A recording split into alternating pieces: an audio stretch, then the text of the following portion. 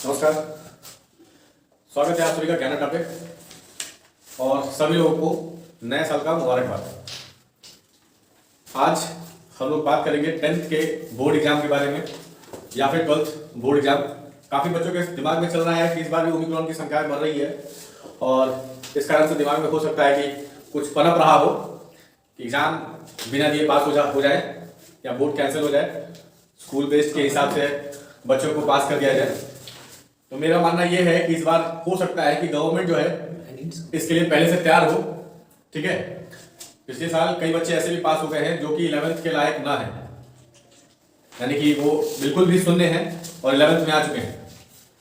तो ऐसे बच्चे आगे चलकर करके अपने ही पैर पे कुल्हाड़ी मारेंगे। तो बेहतर यह है कि बोर्ड लेना अनिवार्य है। बोर्ड से ये पता चल जाता है कि बच्चा कहाँ किस लेवल में है, और बोर्ड की परीक्षाएं अगर निरंतर होती रहेंगी तो बच्चों के ऊपर जो है पढ़ने का जो प्रेशर है वो बना रहेगा। और जब पढ़ाई नहीं होगी तो ऑटोमेटिक है कि क्या होगा कि बच्चे अपने एक धुन में गाते रहेंगे कि एग्जाम नहीं होने वाला है, जैसे चल रहा है वैसे चलते रहो। सभी बच्चों से अनुरोध है कि पढ़ें। ये ओमिक्रॉन कोरोना अब जिंदगी का एक पार्ट ऑफ लाइफ बन गया है, इसको मान लीजिए कि ये कभी जाने वाला है नहीं। ठीक है, सरकार इसके ऊपर क्या ही करेगी, आदमी ही इसके ऊपर लापरवाह दिखाई दे रहा है। तो बेहतर यह है कि अपना पढ़ाई जारी रखें। बाद में किसी को दोष देने से बेहतर है कि आप अपना पढ़ाई जो है निरंतर करते रहें। अब बचा हुआ जो शेष हिस्सा है यानी कि टर्म टू से रिलेटेड हम केमिस्ट्री के बारे में बात करेंगे। टर्म 2 में बचा हुआ जो चैप्टर है मेरे हिसाब से 2 चैप्टर है। एक पीरियोडिक क्लासिफिकेशन जो है चैप्टर नंबर कौन सा है, चैप्टर नंबर 4 है। और चैप्टर 5 कौन सा है, कार्बन्स कंपाउंड। अच्छा ठीक है, हो सकता है कि चैप्टर 5 हो और चैप्टर 6, अच्छा चैप्टर 4 जो है आपका, सॉरी माफ कीजिएगा, चैप्टर 5 ये है और चैप्टर 4 जो है आपका कार्बन्स कंपाउंड है। क्या है, और बहुत बेहतरीन चैप्टर है। ठीक है, एंड इट्स कंपाउंड चैप्टर 4। यही 2 चैप्टर मेनली अगर देखा जाए तो टर्म 2 के लिए है। और बेहतर से अगर तैयारी किया जाए तो अभी भी बहुत अच्छा समय है, बहुत ज्यादा समय है, बहुत अधिक समय है। एक रेगुलरिटी जरूरी है और रेगुलरिटी रहेगा क्योंकि पिछले साल कई बच्चे जो है रेगुलर रहे हैं तो आदत की कमी हो गई, आदत छूट गया है। ठीक है, आदत को बरकरार रखो, आदत को बनाए रखो, वरना क्या होगा, आने वाले कैरियर एग्जामिनेशंस में आप लोग फेल होने लगेगा।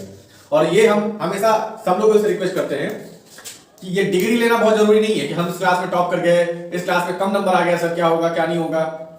जरूरी क्या है, अपने अंदर मेरिट को बिल्ड करो। अगर मेरिट रहेगा तो कोई भी एग्जाम जैसा भी होगा वो आप कंपटीशन फेज में जब आइएगा, जब आपका लाइफ सिक्योरिटी एग्जाम होगा, जो जॉब ओरिएंटेड एग्जामिनेशन होते हैं, उसमें आप अच्छा कर सकते हैं। समय उसके लिए कम है, आपके पास समय उसके लिए कम है। ठीक है, तो शुरू करते हैं आज का topic, carbon and its compound.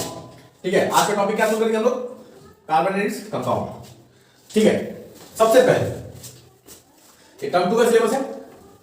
ठीक है, और केमिस्ट्री का चैप्टर 4 का है। कौन सा, केमिस्ट्री चैप्टर 4 का। ध्यान से देखिएगा, किसी को कोई डाउट हो तो बात कीजिएगा, बताइएगा। कार्बन एंड इट्स कंपाउंड, समझिएगा ध्यान से।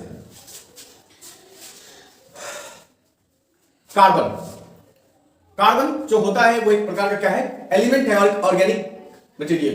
क्या है, ऑर्गेनिक कंपाउंड का निर्माण करता है। जितने भी कार्बोनिक सब्सटेंस होते हैं वो सारे के सारे क्या होते हैं, कार्बन से बने होते हैं। और कार्बन का जो एलिमेंट संख्या, जो एटॉमिक नंबर है वो कितना है, 6। बोल सकते हैं, कोई दिक्कत नहीं है, वीडियो में आए तो आए, बोली बंद नहीं रखना है। आवाज आने से किसी को कोई समस्या नहीं होगी। ठीक है, एटॉमिक नंबर कितना है, 6 है। और एटॉमिक मास कितना है, 12, 13 एंड 14। क्योंकि ये आइसोटोप्स फॉर्म करता है, क्या बन जाता है, आइसोटोप्स। क्या बनाता है, आइसोटोप्स। अब मेरी बात समझिएगा कि कार्बन जो होता है अगर देखा जाए तो इस पृथ्वी के ऊपर बहुत ही प्रचुर मात्रा में पाया जाता है। ठीक है, जिसकी अबंडेंस परसेंटेज है 0.33%। कितनी परसेंट है, 0.33% या फिर 0.03% मान के चलते हैं लोग। तो 0.33% के लगभग में अगर बात करते हैं एबंडेंटली फाउंड होता है। क्या होता है, फाउंड ऑन अर्थ। ठीक है, अब कार्बन अगर आपको थोड़ा सा हम ये बात करें तो कार्बन जो है, अगर आप पीरियोडिक क्लासिफिकेशन पढ़ेंगे तो ये पता चल जाएगा आपको कि कार्बन पी ब्लॉक का एक एलिमेंट है। किस ब्लॉक का एलिमेंट है? पी ब्लॉक का एलिमेंट है और ये एक नॉन मेटल है। क्या है? Non metal. ठीक है, बात समझ में आ रहा है कि नहीं आ रहा है? अब समझिएगा कि सर कार्बन जो होता है उसके एलोट्रॉप्स होते हैं। क्या होते हैं? एलोट्रॉप्स। अब एलोट्रॉप्स का मतलब क्या होता है, बात समझिएगा। एलोट्रॉप्स क्या होता है? एलोट्रॉप्स क्या होता है? जैसे आप लोग दूध से पनीर बना लेते हैं, सेवई बना लेते हैं, खोआ बना लेते हैं, खीर बना लेते हैं, पेड़ा बना लेते हैं। 1 जनवरी में खाए थे? कितने खाए थे? 1 जनवरी को आप लोग खीर पूरी खूब खाए होंगे, आपको मालूम है। तो उसी तरह से कार्बन के कुछ एलोट्रॉप्स हैं। उस एलोट्रॉप्स की पहली संख्या क्या है? मान के चलते हैं कि ग्रेफाइट हमारा क्या है? पहला एलोट्रॉप है ग्रेफाइट। क्या है? दूसरा कौन है? दूसरा है डायमंड। दूसरा कौन है? डायमंड। तीसरा क्या है? तीसरा है बकमिंस्टर फ्लोरेंस। बकमिंस्टर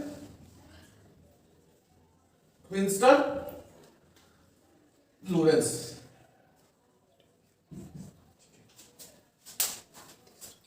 अब समझिएगा ध्यान से, जहां ग्रेफाइट नॉन मेटल है, जहां डायमंड नॉन मेटल है और बकमिंस्टर फ्लोरेंस का भी एक जो पार्ट होगा वो भी नॉन मेटल होगा, लेकिन इसके अंदर कुछ बड़ा डिफरेंस है।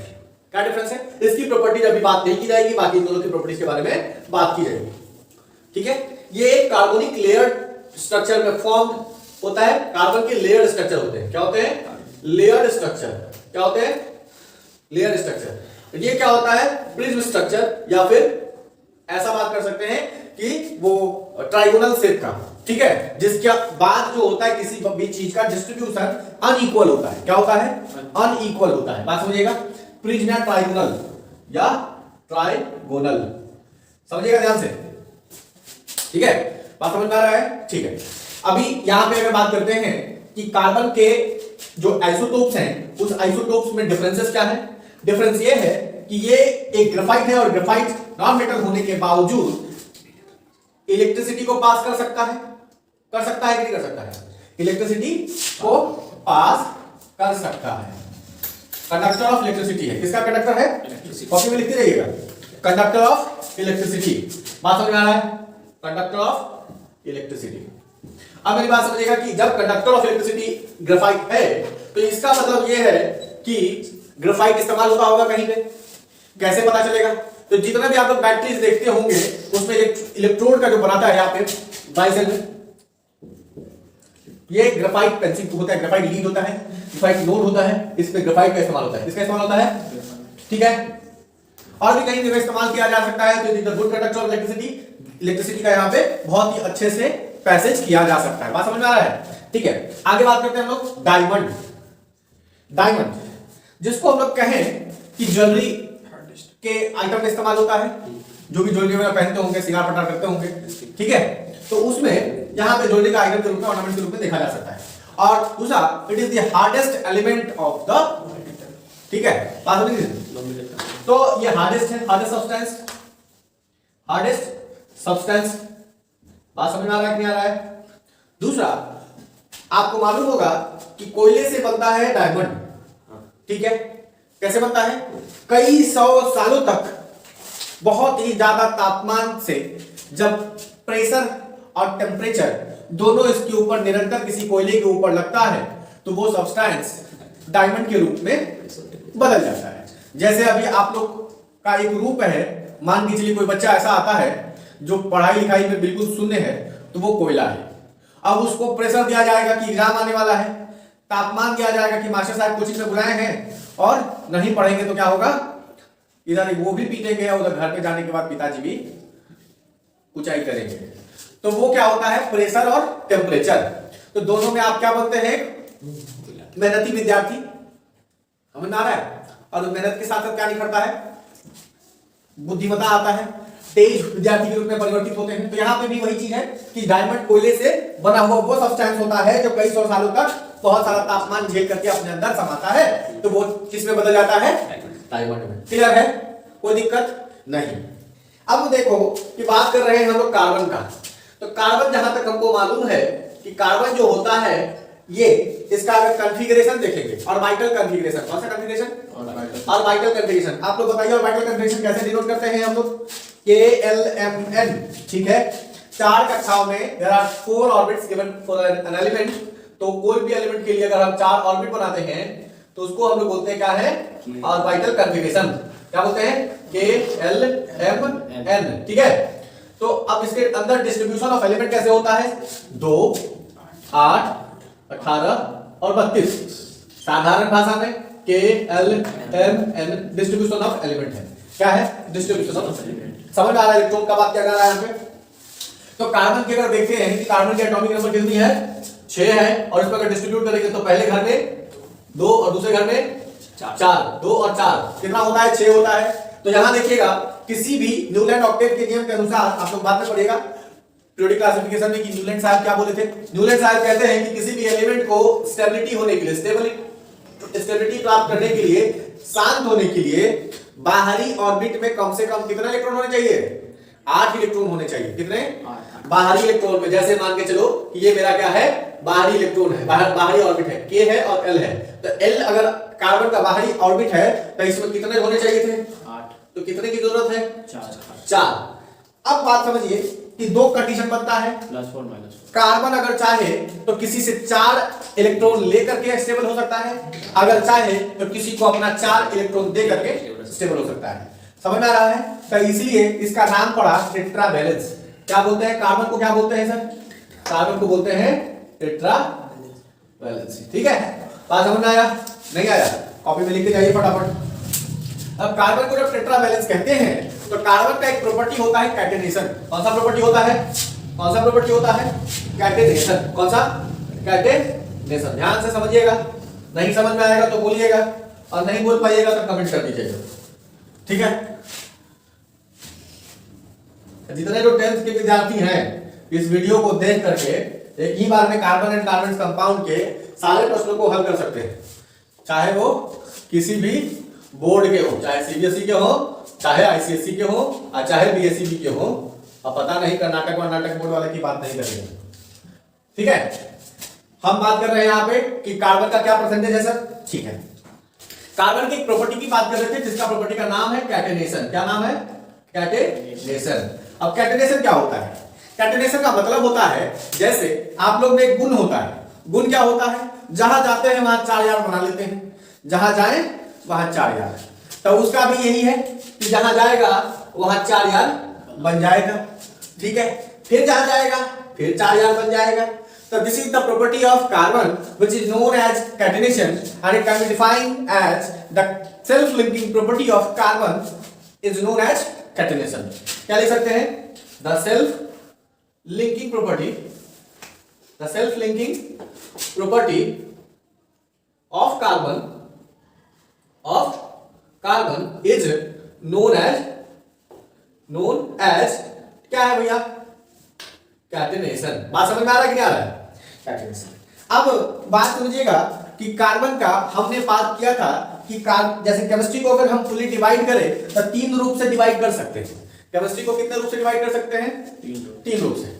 अब ध्यान से समझिएगा, आप लोग पास बड़े होने जा रहे हैं, यानी कि क्लास 11th और 12th में पहुंचने जा रहे हैं, तब क्लास 11th और 12th में आपको बहुत बेहतर ढंग से इसके बारे में जानकारी मिलेगी, ठीक है। इसको मिटा दें, ठीक है, लिख लिए हो तो मिटा लीजिए, मतलब हम मिटा देते हैं, आप लोग लिख लीजिएगा, ठीक है।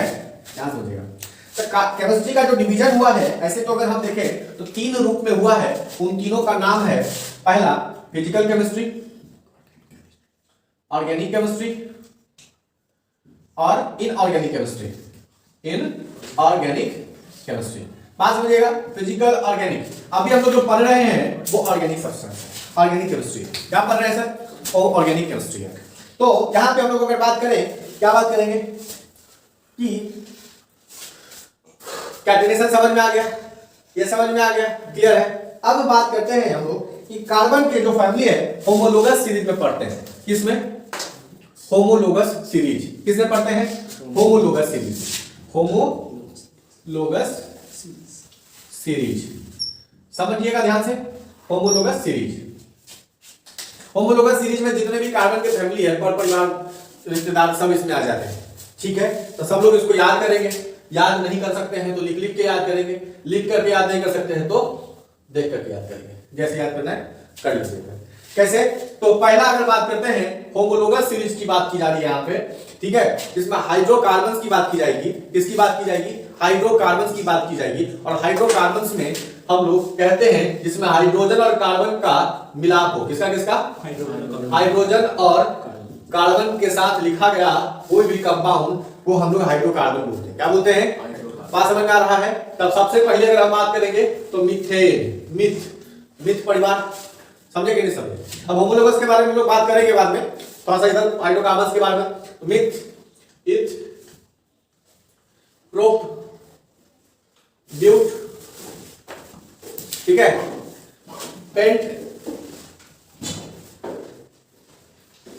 X, hept, oct, non and dec, ठीक है। तो ये जो है ये होमोलोगस सीरीज में हाइड्रोकार्बन की बात की गई है।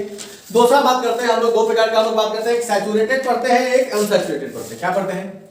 सैचुरेटेड एंड अनसैचुरेटेड में सैचुरेटेड वो सब्सटेंस होता है जिसमें सिंगल बॉन्ड की बात की जाती है। किसकी बात की जाती है?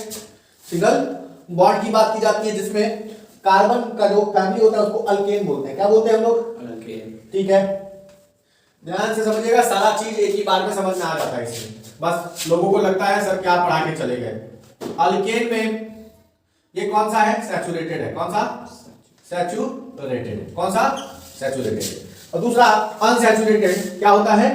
अनसैचुरेटेड, ठीक है, अनसैचुरेटेड। बात समझ में आ रहा है?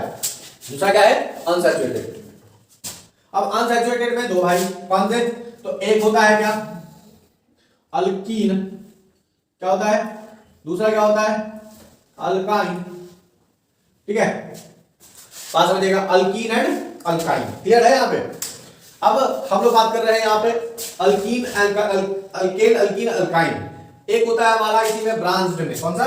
ब्रांच्ड, इसको हम लोग बोलते हैं ब्रांच्ड में, इसको हम लोग आर बोलते हैं, आर से डिनोट करते हैं, और इसका नाम होता है अल्काइल। क्या बोलते हैं इसको? अल्काइल। बात समझ में आ रहा है कि नहीं आ रहा है? नहीं आ रहा है? दिक्कत होगा तो बताइएगा, ठीक है। अभी यहां पे बात कर रहे हैं हम लोग कि अल्केन, अल्कीन, अल्काइन। अल्केन का फॉर्मूला होता है CnH2n+2। फॉर्मूला क्या होता है इसका?